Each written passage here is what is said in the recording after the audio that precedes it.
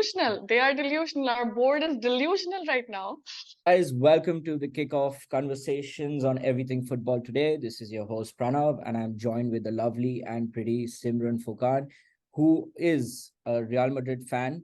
And as you all are aware, I am a Chelsea fan. And today we'll be talking about everything that happened last night on Real Madrid and Chelsea. We'll also be talking about the games that are coming up in hand. Also, we'll be giving you a couple of predictions on what we think could be the final score lines towards the end of the weekend. So, Simran, welcome onto the show. Yes. This is our first ever episode that we are Yeah. I doing together. yes, I'm glad we started it after so much of discussions and what to do, what not to do, after maybe 1 year of discussing it. So I'm glad we started it. I hope it kicks off, and I hope you guys Yeah, it enjoy the will. conversation as well. Let's start with Real Madrid. Last night, they played against Celta Vigo. What are your thoughts? I have absolute mixed feelings about this game because yeah, we won the match. Yeah, we have 9 points right now. We won the first three matches of the league, but Vinicius Jr. got injured in the first half of the game, which is a big I think it's a thing big for us blow for you because guys. we Yeah. are now big blow because with Benzema gone and no proper new striker signed except Joselu, of course, but we do need star players, right? Real Madrid has always been known for having star players in the front. And now we only have Vinicius and Rodrigo who are also starting their career. They are not full sure. They cannot bring in 30, 40 goals a season. They are still starting.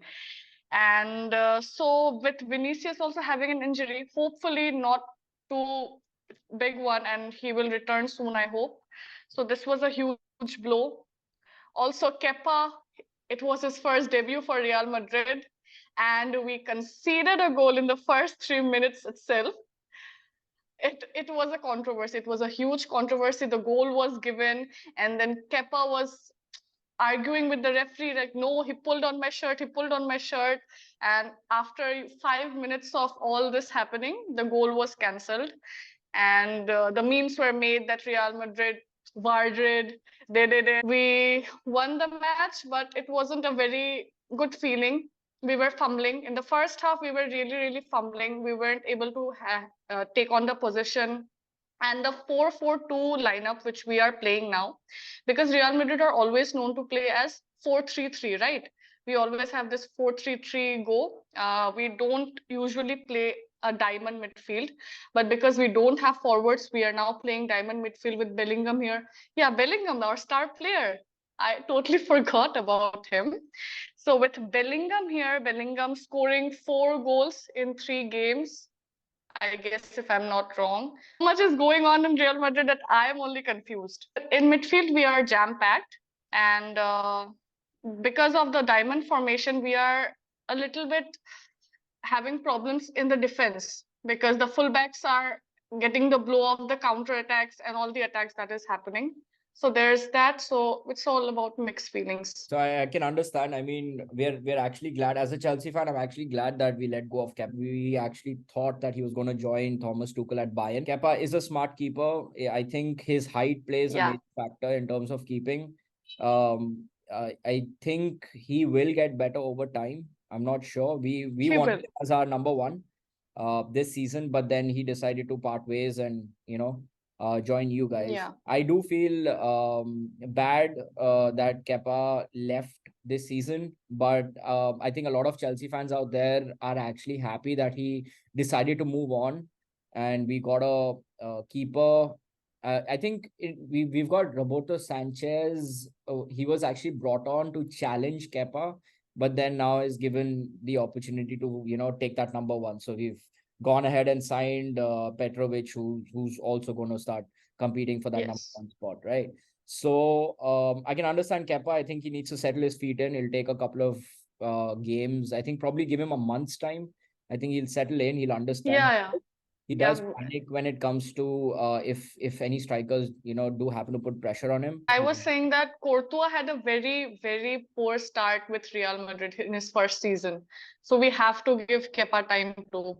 Yeah, player for that instinct like requires time. Kepa didn't have a preseason with Real Madrid, so you can't really judge him Yes, from the first yes, game. yes, Um, yes. so what do you think about Vinicius Junior getting injured? Do you think it's going to be something that's going to be there for a long time? Do you think he's going to take a month? And they say 3 to 4 weeks and then rehab, so another 6.5 weeks. Yes. Do you think it's going to be around that period, or is going to be a lot less? So how it looked to us when we were watching the match is that he sprinted for the ball and he pulled his muscle. And when it comes to being your muscle pulled in your thigh, it does take time. It does take 6 weeks to completely heal and completely get back.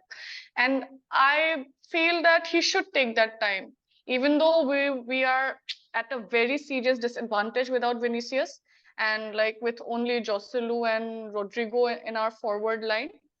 But I feel that we shouldn't risk having Vinicius come early and then risk him getting injured again, so that he may also get out for the rest of the season. So I feel that we have to manage without him as long as it takes for him to heal completely. So that's what I'm hoping. A Okay. month, so I guess we will have to wait. Yeah. And what do you think before the transfer deadline? Do you think I know Don Carlo actually went out and said that they're not looking for any Yeah. more signings for that instance. So let alone you'll probably Yeah, we are delusional. They are delusional. Our board is delusional right now. I don't know why they feel they do not require a striker or any signing for that instant. I, as a spectator, a fast supporter of Real Madrid, I feel they do require at least two more signings that will actually Yes. solidify the team. But do you think Yes, they do. we might see a signing towards the end of the transfer window? As a Real Madrid fan who has been going after Mbappe since 2017, I still do hope that a miracle will happen and we'll get a comunicado official that Kylian Mbappe is here, and then I'll just go nuts. I'll go nuts. But the chances of it happening is almost nil at this point of time, because there are no rumors. There are rumors, but they are not rumors coming from any good sources. Yeah, nothing So concrete. I guess this is it. This is it. I guess this is it. We are not signing anyone because, as Carlo also said it, that we are a full team. We don't need anyone. Without Benzema and Vinicius, also we are scoring goals. And apparently now Bellingham is our new forward because he has been scoring most of the goals. He is our highest goal scorer. And yeah, we are really, really happy with Bellingham, right? We gave a very big amount to Dortmund to get him. And at first, our fans were a little bit not okay with that because it was a huge sum. But Bellingham has been showing that he is worth every penny. So we are happy with him. But yeah, we did need a number 9, a goal scoring forward. We did need one, but it is what it is. Yeah, I can understand. I mean, having to say that you've lost out on, some of the most prolific strikers that Yeah. Real Madrid once had and all other teams feared. In terms of Benzema, in terms of Yes, with Bale or even Cristiano Ronaldo. exactly. Just coming down to the last bit of your segment, I just wanted to understand where do you think? I mean, I know it's too soon to say, but in the coming games, in the next, say, 5 games, where do you see yourself? Where do you see Real Madrid sitting in terms of points? I guess we will fumble in the next few games because right now we played some easy teams and they weren't very much attacking. And when we'll have to face an attacking team, we will be conceding because with the diamond formation, as I said before, it is putting a lot of pressure on our back four. And with Courtois not there, our savior who like saves goals without even us worrying about it. With Courtois there, we were always like relaxed that he'll be there, he'll save it. But with not him there, I guess around September, October, we will be fighting for the top 1 spot with Barcelona, I guess. But yeah, I see ourselves in the top 1, 2 spot only because it's La Liga. So So yeah, yeah, not that much worried, but yeah, we will be suffering because of not having forwards.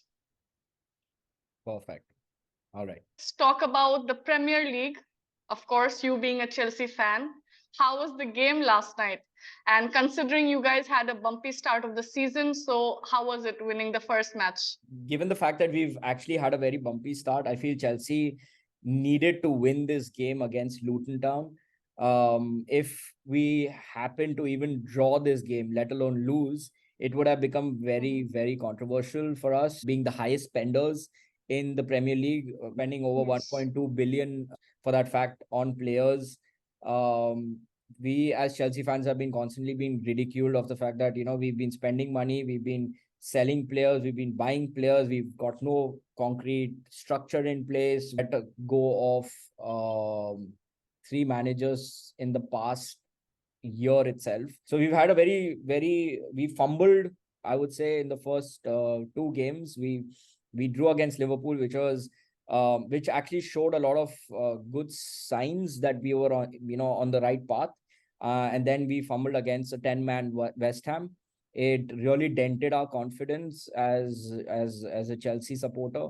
But we do have faith in Pochettino, and I do feel that he has a plan, he has a structure in mind, he knows how to bring out the best in players.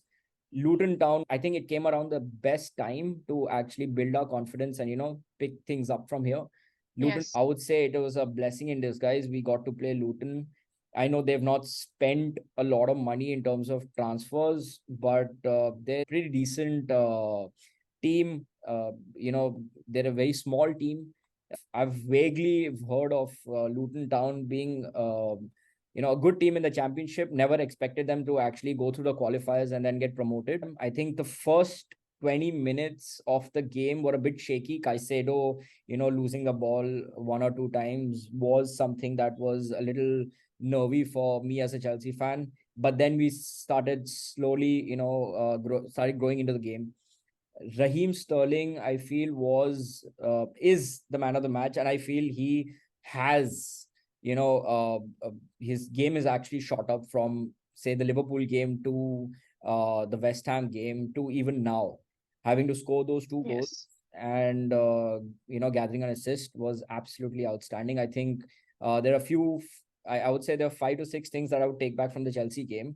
Levi Colwill was an absolutely outstanding defender. The way he plays the long ball, I think he suits the 3-5-2 formation. He sits perfectly in the back. Yes.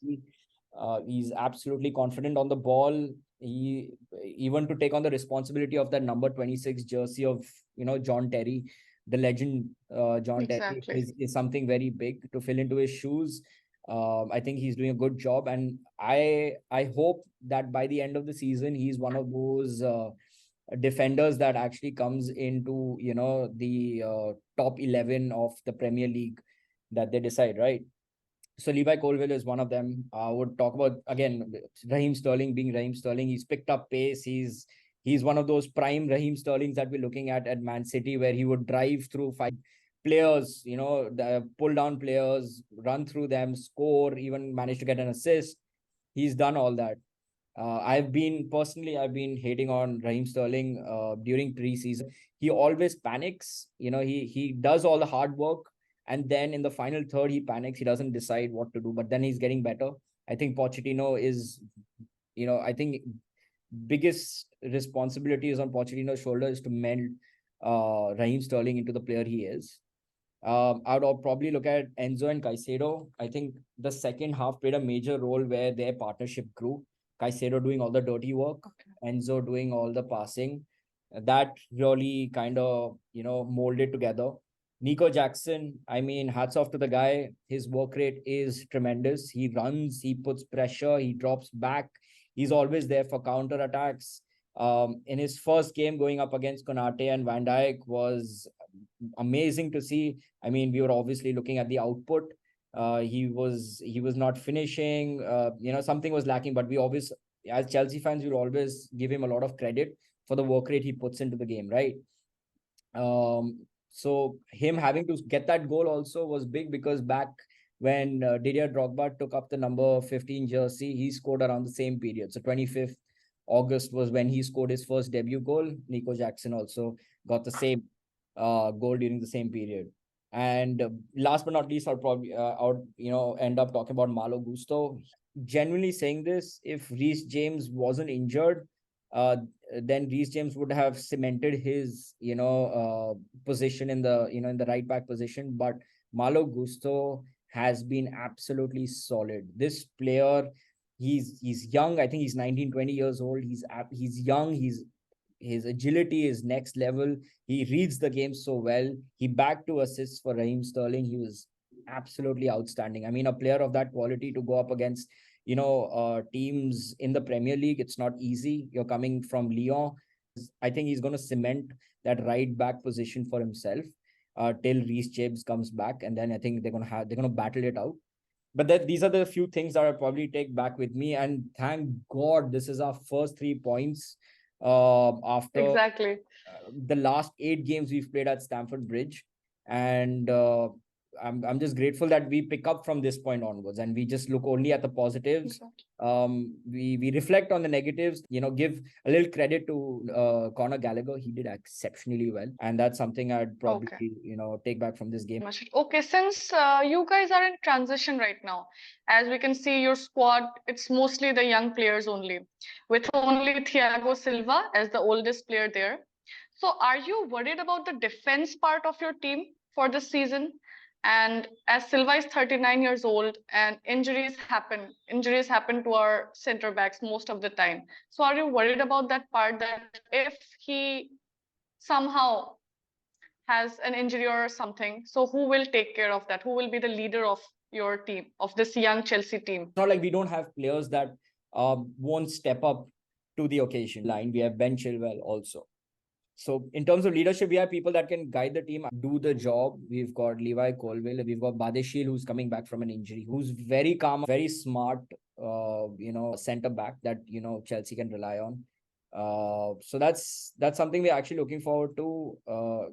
I can understand if we do lose Thiago Silva, it'll be a big dent and blow to Chelsea, but we'll have to manage. We'll have to see what works best for the system, and we'll have to see if we have to change the formation. That's all on Pochettino. So what do you see for the future of this Chelsea team? Do you see yourself, fighting for the the top four spot of Premier League, that is the hardest to achieve? Given the season, I think it'll be very tough to see Chelsea in the top four. I'm being an optimistic Chelsea fan. I would love to see Chelsea in the top four and get qualified for Champions League.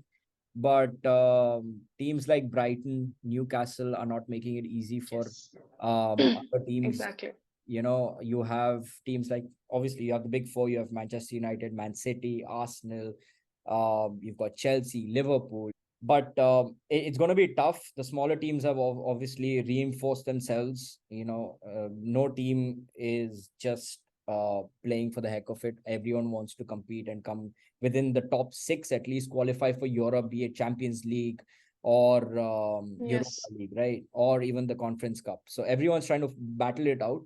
I, as a Chelsea fan, are optimistic. If we continue the way we're playing, if Pochettino, I think Pochettino knows what he's doing. But if we do continue to do what we're doing and we keep winning, then definitely. I don't see us winning the Premier League. I don't. I genuinely don't. I feel there are 3 other teams that can do it, but not Chelsea at the moment. It's a long season. We've got too many domestic cups as well to play. I think the biggest confidence boost for us next is going to be playing against AFC Wimbledon. I guess you guys can take one game at a time at this point of time. Learn from it, and then I guess Pochettino will carry this team nice. He has that capability. Even I feel that he knows what he's doing. He's reflected on the mistakes he did at PSG. He has taken a step back. He didn't rush into management after that. He took a step back, reflected on what needs to be done, saw what he needs to amend. A lot of players also, once they left, Tottenham also said that they really love Pochettino on his man management skills. So that's something I feel Pochettino is doing right. He's getting the group together. It's a young squad. They all listen to him. Sometimes when you have players that are older players that have played for a long time, egos come into play. And because of which they don't want to play a certain style. They've been used to a certain style. It's hard for them to adapt because this Chelsea squad is very young. and we've got a good depth of, in within the squad itself. I think Pochettino is going to do a good job with it. Coming back to Simran, tell me, do you think with the upcoming games in the La Liga, where do you Mhm. think? So I'd like to understand your predictions for the next couple of games, be it Villarreal versus Barcelona. What do you think is going to happen there? Villarreal haven't had a good start of the season, and they recently lost Moreno also to an injury in their last game, who was one of their best players who was bringing in goals. So it looks like Barcelona might have an easy win against Villarreal in the upcoming match. But Barcelona are also having a bit of an injury crisis. The last match, they lost Pedri to muscle injury, and so he won't be there. He was one of their best players along with De Jong. They don't have Araujo, they don't have Rafinha, who was suspended with a red card of obviously with the antics he does, unnecessary fouls he pulls. But anyhow, I feel Barcelona will get away with a win against Villarreal because they are more at a loss right now than Barcelona. And Lewandowski hasn't scored a goal yet. And we know the kind of a striker Lewandowski is. He will bring in the goals. So I guess we will be seeing Lewandowski score. So coming on to the Atletico Madrid game, noisy next door neighbors. Exactly. What do you think about Atletico? Noisy next door neighbors. They are right now in the fifth place, I guess, of the table with 4 points, and they are competing against Rayo Vallecano. And I guess it will either be a draw or Atletico will take the win away. But Rayo has been doing a pretty good job. They are second in place and they have played 2 games, won both the games, and their goalkeeper has been their top player. He has stopped many good goals, and I see Atletico winning, but yeah, you can never know. Rayo has been given a very good start. But Yeah. Atletico, I'd like to say that the players whom we hope that they will be doing good, like Griezmann, he went to Barcelona and then he went back again to Atletico. I guess he's the most unlucky player, I guess. When he went to Barcelona, Atletico won the La Liga. And he wasn't there. Back And then and when he then left Barcelona again to Atletico, and Barcelona won Barcelona back. won the La Liga. So I guess He's he been a is bit unlucky in unlucky. that sort, and he hasn't had. Yeah. Memphis Depay, he has got 1 goal along with Llorente for them, but Depay also has been kind of okayish. I So think let's he's see. been a little Atletico Madrid. inconsistent compared to what he used to be. Yeah, he has always been inconsistent, but they haven't had such a good start. But it's Atletico Madrid. Their playing philosophy is different. And I guess they are happy with the start they are having. And we know how they play. So they will be okay. They will be in the third, fourth place. So they'll be happy in that also with Diego Simeone as their manager for the next 100 years or so. Last but not least, what do you think about Sevilla Girona? Sevilla has had the worst start. They are sitting at 0 points. They lost both the matches. First match they lost against Alaves. They scored 3 goals, but Alaves scored 4 goals against Valencia. They lost 2-1. So it has been a tough spot, and they are competing against Girona, who are sitting at fourth place with 4 points. They drawed one and they won one, and they are having a good start with Stuani being their best player, 2 goals already, and Herrera also being a really good player for them. But the thing is that Sevilla are a good team. No matter what, they do come through. They do see a good time, and as they have lost both the starting matches, I feel like they'll push through and win this one 2-1. I have a feeling that Sevilla are gonna pull through and win this match, because otherwise it will be a very difficult start, and I guess they will have to think and they'll have to buy players too. There is certain kind of magic going around in Real Madrid, right? We weren't supposed to win the match last night also. We missed a penalty. And there was this confusion. Carlo Ancelotti, he asked Modric to take the penalty, but there was some miscommunication and Rodrigo ended up taking it and he missed it, obviously. And then Carlo was really, really mad about it. He even told about his disappointment in the post-match interviews. But Bellingham, I am putting all my hopes on this boy, and I'm hoping that he can bring in the goals and we can stop from conceding goals, and we, at least for the next 4 or 5 matches, we can hold on to the top one position, because the first few matches, if we hold on to the top spot, it gives us a good start. But you can never say we bottle it. Last season also, we were in the top spot, and then the World Cup happened, and after that it was a disaster. So you never know, but let's see. I'm not very optimistic that we are going to win the league this time with no forwards.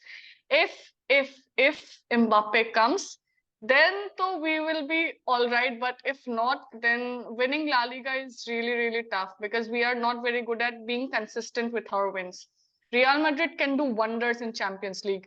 We are a team which can like come back from anything. When it comes to Champions League, there is some another kind of juice, I guess, they drink before going for a Champions League match. But La Liga, we haven't had such a good record. When Cristiano Ronaldo was there, we only won 2 La Liga matches in a decade. 2 La Liga titles in a decade. And Barcelona were winning 5, 6 titles. And in the last 3, 4 years, we have won, 3 La Liga titles, 2 or 3, I guess. So yeah, we haven't had a good stat for La Liga compared to Champions League, I guess. But I'm hoping we win it, because otherwise Barcelona is catching up.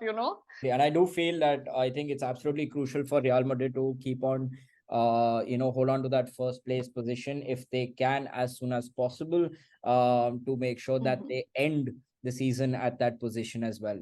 So, Okay, so let's talk about the predictions for the Premier League matches, the upcoming matches. What are the main matches that are going on?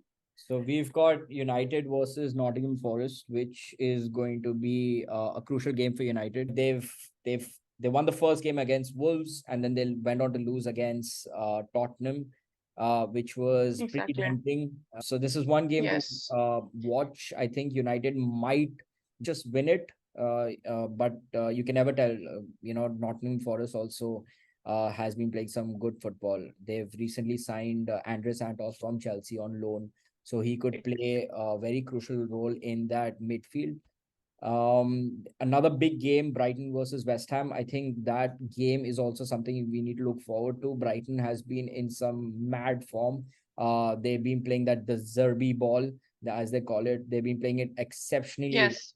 well. They've already sitting at 6 points on top of the table, with beating both teams, with a 4 to 5 goal margin.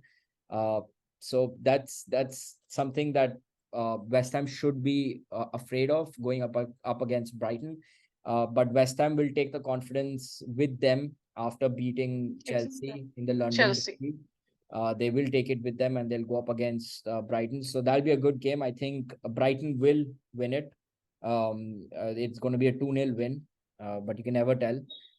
With Newcastle Liverpool, that's another major game that I think I was Major. actually looking forward to. Newcastle won the first game and they played superb. The second game against Man City was stunning. Whenever it came to Man City attacking, they legit parked the bus. They did not give Man City the time or space to score more goals.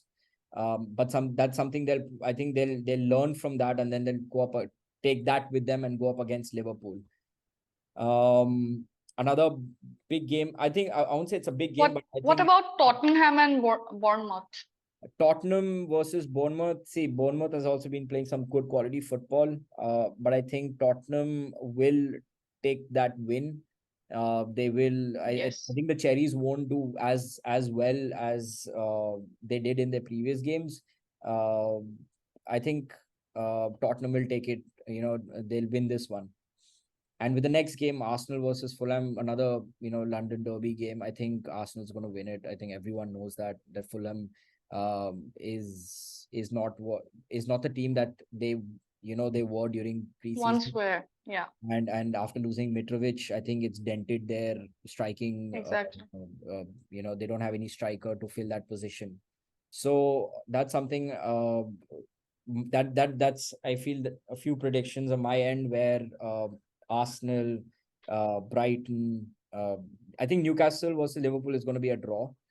United's going to go away Yeah. with a win. Brighton might win the game against West Ham. Tottenham is definitely going to win it, and Arsenal versus Fulham. I think Arsenal's going to walk away with a win. So, like the top four spot, if you have to predict right now for the end of the season, and we'll like look back at it, who do you think are gonna take the top four spots if you have to give them ranks? I know I think it's a bit too early. We are only 3 games into the season, but Yeah. I So think that's why this is a prediction, and yeah, actually, we'll look yeah. back. I think Arsenal's Yeah. going to walk away with the title this season. It's going to be Arsenal, Man Okay. City. Um, if Brighton continue their form, then probably Brighton will be third or fourth. But it's going to be Arsenal, Man Okay. City, Liverpool, Brighton, Newcastle, Chelsea. So Newcastle, Chelsea might fight for that fifth spot. Okay. Um, Okay. Okay. then you have probably United as well within the. I think they'll might just bottle it, outside the top four. They should bottle it. They can Uh, bottle it if they want. I, as a Chelsea fan, yes, I would love to see them bottle it, but Love. um, As a Ronaldo fan, I love to see them bottle it.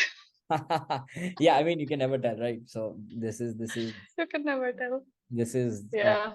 the perks of the Premier League.